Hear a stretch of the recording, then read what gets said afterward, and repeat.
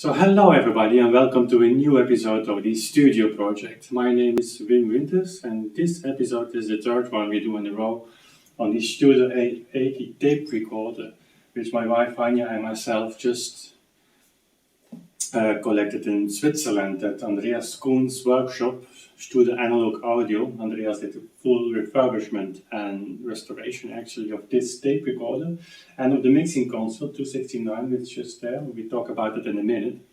If you haven't seen the previous episodes, two episodes, mainly they were vlogging episodes, going to Switzerland to Andreas and returning back home. So you could check it out. I will put a link in the description box and in this video. The studio project in general is about our dream or wish to build a professional recording studio here next door in the barn. For that we asked Philip Newell, a kind of legendary sound engineer and designer of professional recording studios, and we have done some episodes with Philip in Spain where he lives, and as well an extensive interview with him. You can check it out. I'll put links in the description box. I'm a musician, professional musician, classical musician, playing early keyboard instruments, clavichord, pianoforte, playing music from Bach to Beethoven, and I just love the analog sound. So creating our little island here next door would be a wonderful solution to make and to produce recordings, vinyl recordings, master tapes, maybe even also in the field of the digital world, high resolution digital recordings. We've not put every piece together with this project, and we're developing it together with you here in this series of the Studio Project. So here it is, our Studer A80r tape recorder. It is really a beautiful piece of craftsmanship. Only to look at it, and that was my knee making an awful sound. So it's a really top quality of the 80s. This tape recorder is made in 1981.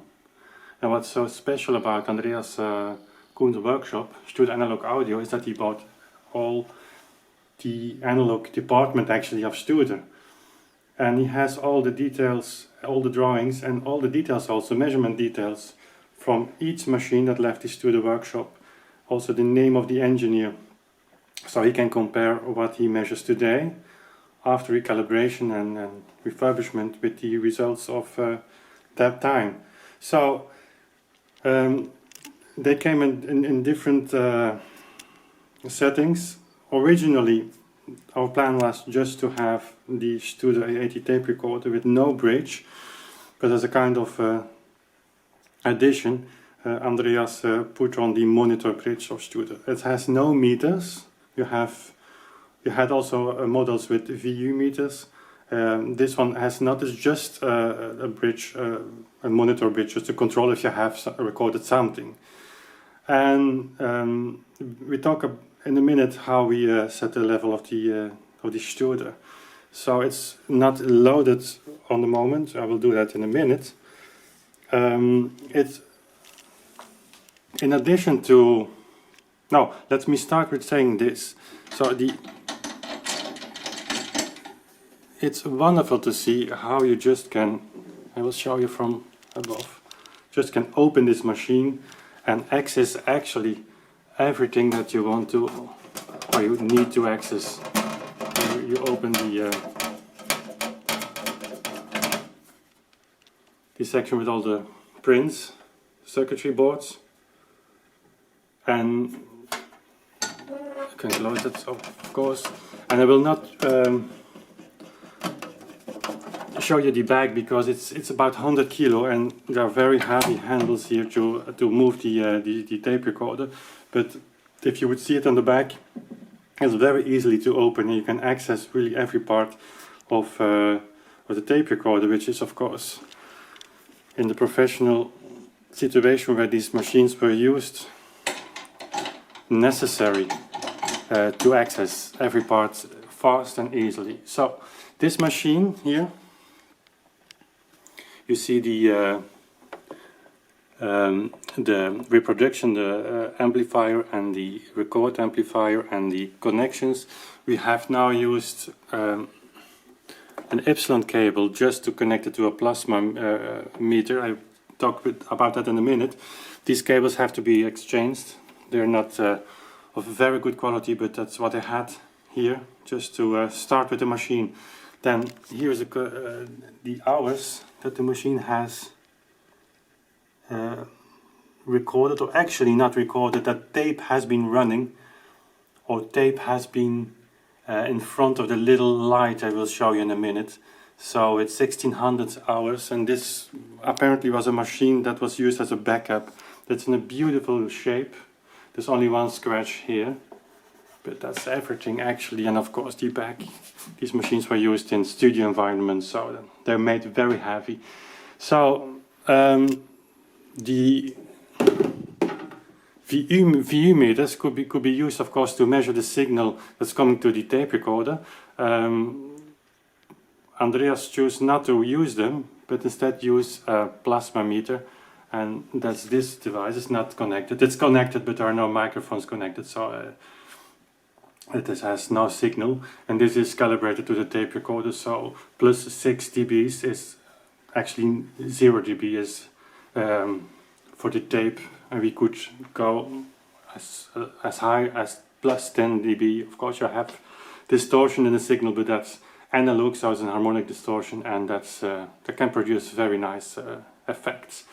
So, having said that, this tape recording is quite new, 1600 hours. If you know that the recording head can last easily 7,000 or 8,000 hours, even then, Andreas said it was a kind of very nice gift. Put new recording heads on the on the tape recorder. So this Studer recording head is brand new. It has 0 hours of production. To show you what came out of the machine, and then I talk for a minute about this mixing console.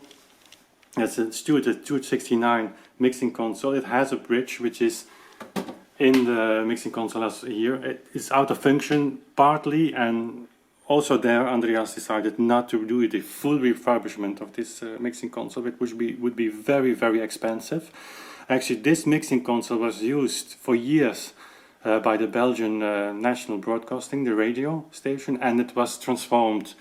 So you can imagine in the 80s and the 90s, and even today, a place like that is full of very, very good engineers and technicians, and they just altered and changed the mixing console to their needs. And so this part here is heavily changed. Also the bridge is one of the VU meters is actually this has dB meters, is glued with kind of glue that is hard to remove. So we decided not to use that, but only to do the refurbishment of the 12 preamplifiers and the equalization. So this actually is a very nice mixing console with mixes to 12 signals to a master, to a stereo master, stereo signal, and that's how we will use them together with the Presonus RDL 600, the tube amplifier, which we have already. So here is, and before I show you that, are 2 Dolby machines. The 361 is a very common Dolby professional Dolby system, Dolby A, and I can show you also here, if I can unscrew it one-handed. Okay, so with the Dolby print circuitry board, I don't know how to call that. So and we have 2 in spare, so if something happened to that, we can exchange that.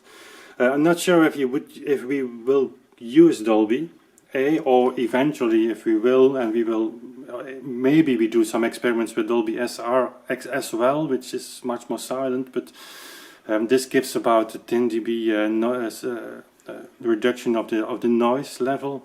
Dolby SR gives a reduction of 90 dB, so you have a signal noise ratio with Dolby SR combined with these machines, and maybe even with the later ones, that might be better than digital actually. More about that in a minute. So these parts here, as I show you, so he replaced also the buttons of the Studer, of the tape recorder, which is very nice. They are a little bit yellow by age, and these are all the parts that came out of the Studer mixing console and the tape recorder. So here are the buttons. Okay. So just to show you the machine in action, we do more focus. We do more on this tape recorder and experiments in later episodes, of course.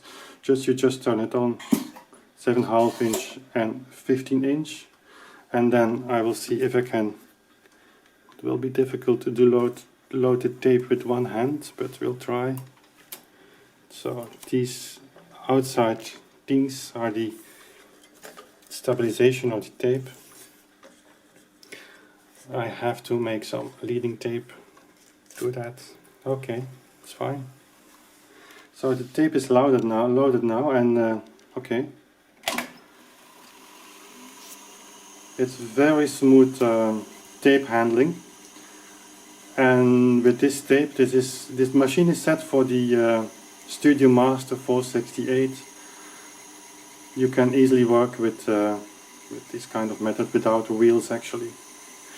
Also beautiful here, you can make a 0 point, and then if you press lock, the tape stops and goes back and finds its position.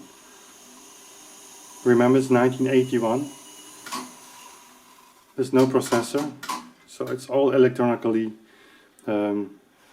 And so the bridge you can put it on, and if we've done some recordings, you can hear the loudspeakers are not very good, but the headphone amplifier, which is here, it's quite okay. So it's very nice to have this bridge. So this is one of the first recordings we made here, just a test recording. And to compare with the digital sound we usually have for our YouTube channel, which is a little bit of overkill, we use a benchmark. So we made 2 recordings just to compare the noise level, and I was surprised to learn that the noise level of this machine with this tape is amazing. There's actually, to my ears and normal use, not too much difference. So the Dolby A's, I don't know if we would need to use them, but it's also like Philip Newell said to me, remember that the tape we have today, it's not as much, there are not as much brands as there used to be in the past, but the tape that we have, and certainly this one, is actually much better than they had back then in the 70s. So and then to close this this vlog, you know, this is a really symbolic moment, because this tape recorder will be a key tool in our studio project. And it's just, you know, if I would watch this video within 20 years, you can only fantasize about what kind of recordings and what kind of music that this machine will have captured by then. And we really don't know. It has to do also with the way that the studio project and the recording label will develop. But anyway, it is very symbolic. So, and with this ending of Bach, we'll close this vlog. I'll see you next time for more videos. Bye. Don't forget to subscribe. Bye.